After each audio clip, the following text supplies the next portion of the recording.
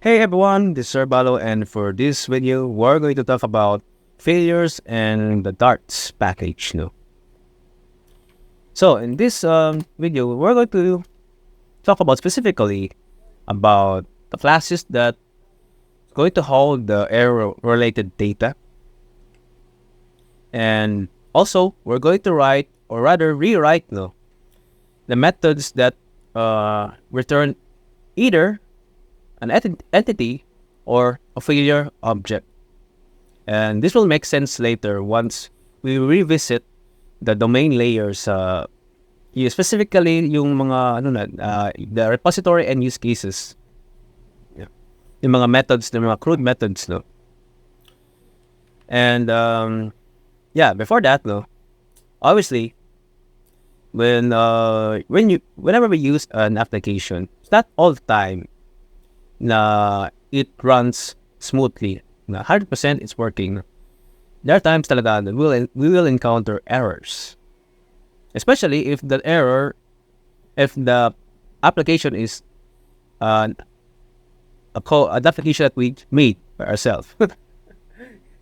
Now, when we are still a beginner, when we create our own application, definitely is going to produce a lot of errors. And so, what could go wrong in an app? No. Okay, so first, is API or the remote server is not reachable.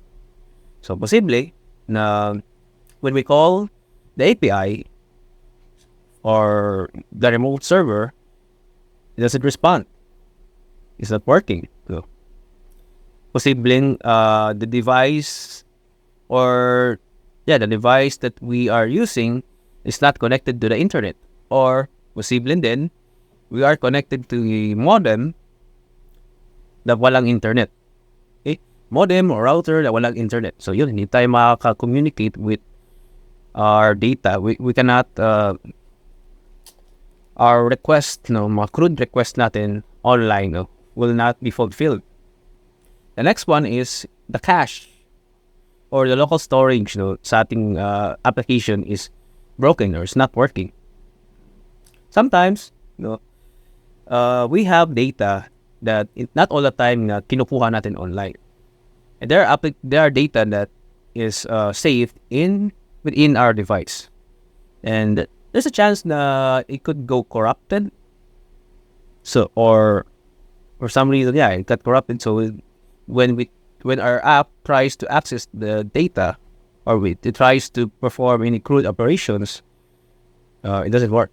So yun, mag-error din yung app natin. And many more. So many possible things go wrong in a certain application.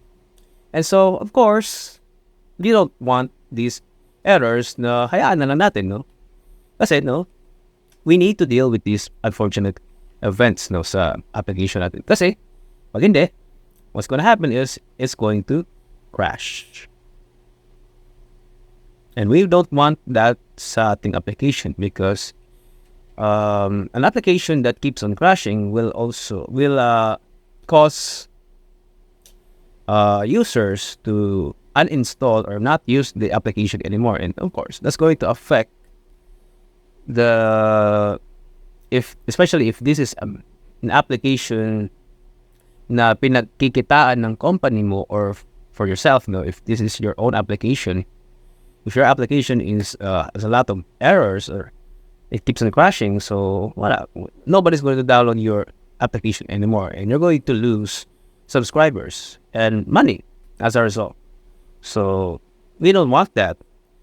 And now, how do we deal with these errors? These events that will trigger the application na mag-crasha.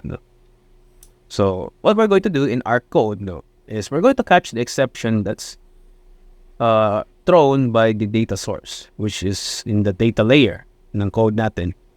And then the second is we're going to pass a failure class.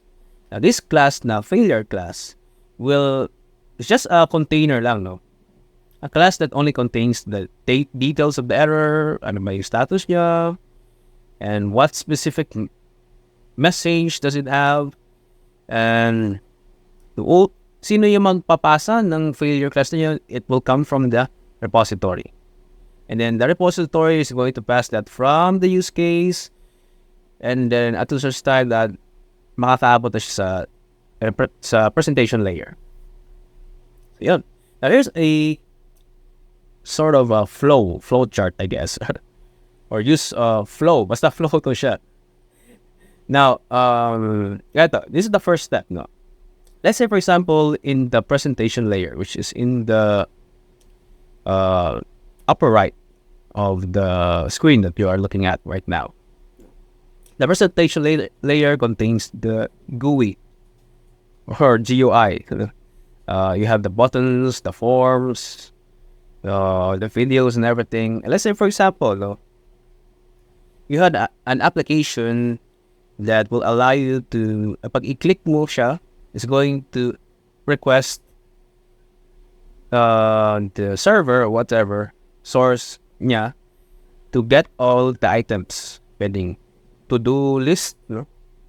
Pwedeng list of expenses, list of products, list of stocks, whatever. Basta in general, no? Let's say when we click something in the presentation layer, or let's say a button, it's going to request to get something. And of course, the one that's going to yung pinaka-first dyan na tawag ito, i-interact ni presentation layer will be the use case, of course. And then the use case is going to pass that request to the repository. And then the repository naman is going to pass the same request to the data source. And finally, the data source will now communicate to the mismong database na. Pwedeng yung database could be nasa device, local storage, no? Pwede rin, it could be hosted from a remote server. And then, let's say for example, there's something happened, or like for example, the server is incapable of fulfilling requests, no? Basta it cannot fulfill what we want, and so it will throw an error.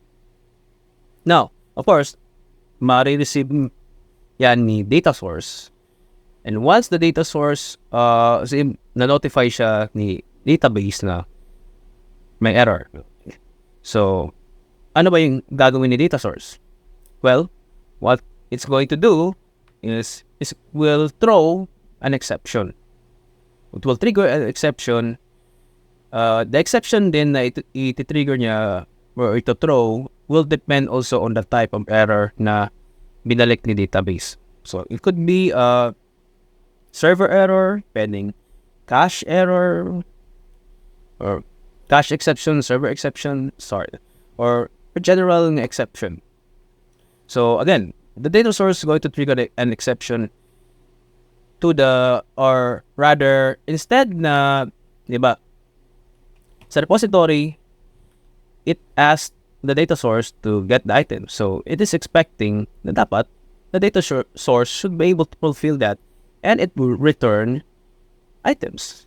But anyway, since nagkaroon ng problem, instead of items yung ma-receive ni repository, the data source will trigger or return an exception. Oh, it will trigger an exception pala, yeah. And once the repository is informed na, hey, my exception. So, repository will do its job then to deal with this error. And pinaka last step, no, is it will return a failure na object that contains the message, pwede din ang status, no, what specific status code, pwedeng 404, pwedeng 500, no, if you're familiar with status codes, no, HTTP status codes, by the way. So, yeah, the repository is going to, instead of returning the items na ni-request the use case, it's going to return instead a failure na class or object. No? And then once the use case has received the failure object, that contains the message of the error and status, it will also inform the presentation layer, or rather, it will also return the failure that pinasa lang din ni repository. And so, what the presentation is going to do is, most likely, it's going to present an error. What could be a dialogue na makikita nyo, error, blah, blah, blah. Ano ba yung mga klaseng errors? Basta, hindi siya maka-crash. Even though something happened, there's an error that occurred upon requesting the get item, hindi siya magka-crash, but rather it will just display a message or an error message. Could be a dialogue, a dialogue, could be a notification. Basta yun na yun. No? And that solves the problem on how we going to deal with errors. Rather than crashing, no, pag maka-encounter siya ng error, we'll just instead notify the user na, hey, something happened, and perhaps you might want to try it again or troubleshoot your internet para something like that. That's basically the flow. And for now, we're just going to focus on these components, kasi diba we have literally 4 presentation, use case, repository, and data source. And since we are still in the domain layer, we're going to focus on these 2 lang muna. So for our programming task later on, we're going to revisit this repository interface and the use case na dinefine natin. But before that, once again, just like the equatable, we're going to use another package called Dartz. And we're just going to, the same as what we did with equatable, we're just going to run this command sa terminal, and in order to install this package or dependency. And it will look something like this. This is in VS Code terminal, by the way. So, yun, ito yung itsura niya. Notice that, again, we have a plus symbol right here, meaning this is a new package that we're downloading. And then, once successfully yung pag-download ng package, is going to update the pubspec.yaml. And now, you notice may additional na code na nandito na Dartz, and then yung version niya, which is pinaka-latest version niya, no? And so, we're going to proceed to our Visual Studio Code.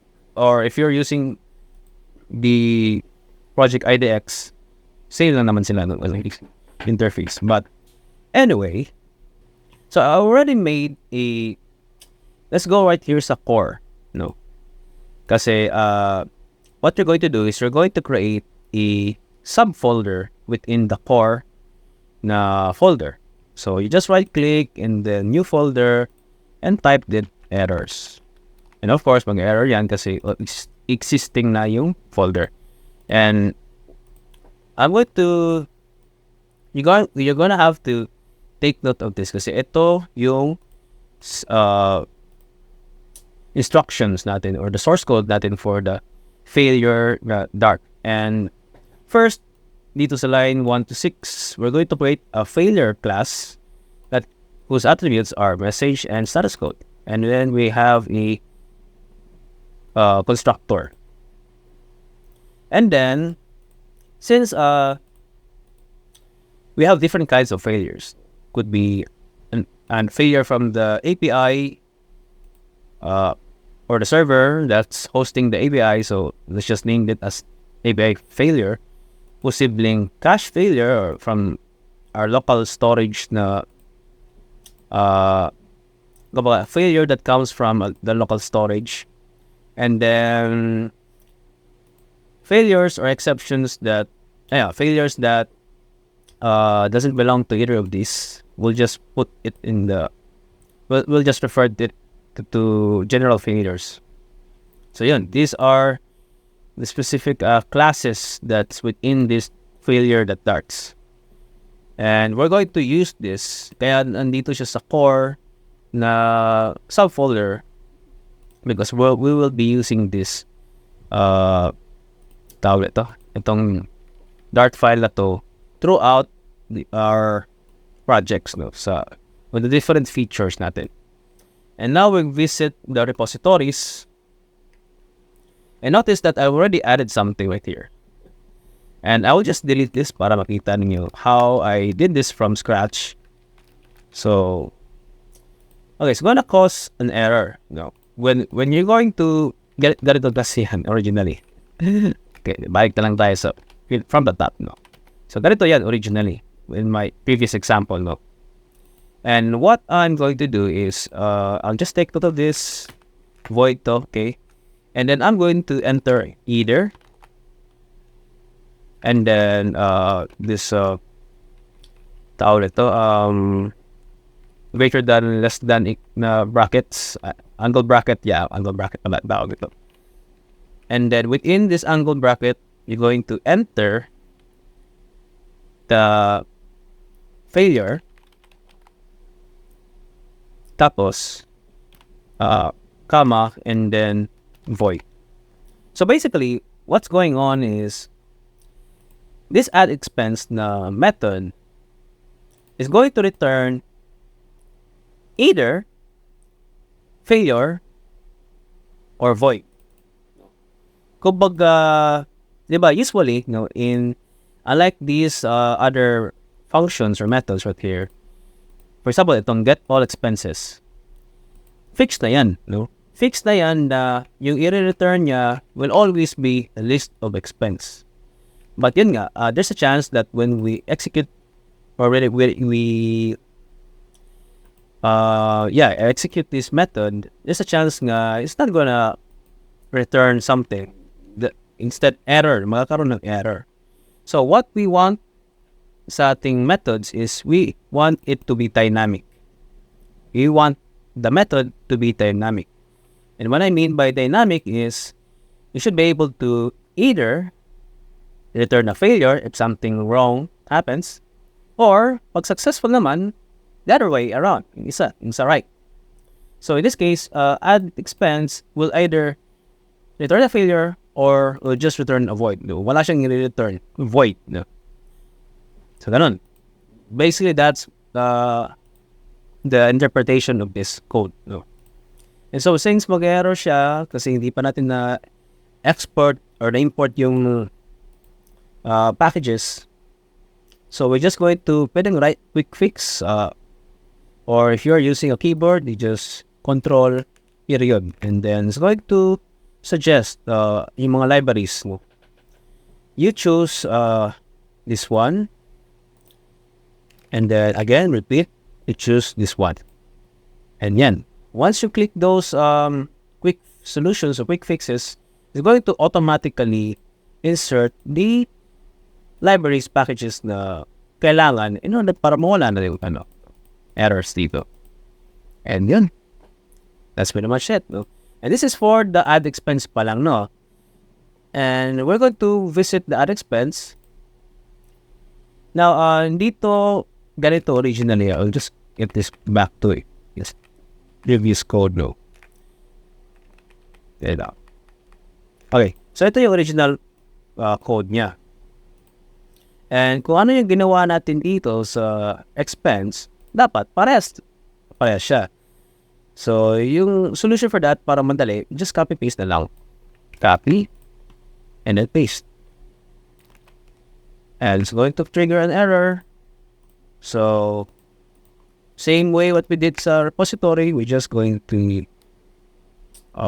import the libraries na kailangan natin.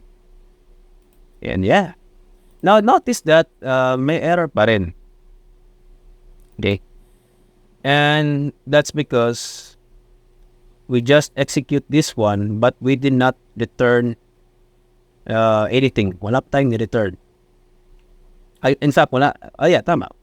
Supposed to be, hindi dapat ito magre-return kasi void yung original data type na i-return niya. Wala. No?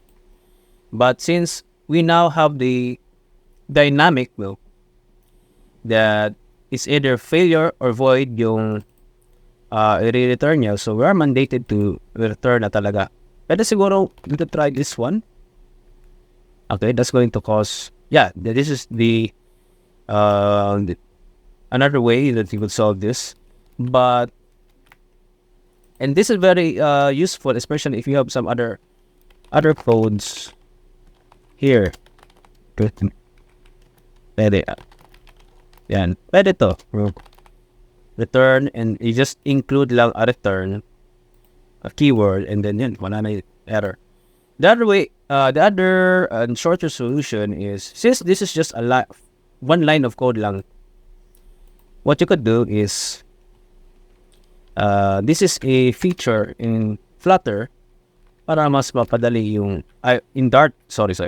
This is a Dart feature, the programming language feature, where if the function only does one instruction lang, you can just simply do this. You just have this arrow, equals, and then greater than angle bracket, and then ito. So that's going to solve this error, right? And as you notice, wala na. Problem solved. Let's try this again para makita ninyo. Let's try another one. Get all expense. Feature list. And again, I'll just highlight this, and then pwede ko itong cut. Then either the angle brackets, and then failure, and then comma, and then paste, and yun. So yun. That's how we do it. And then we copy this, get all expenses, diba? So get all expenses, where is that?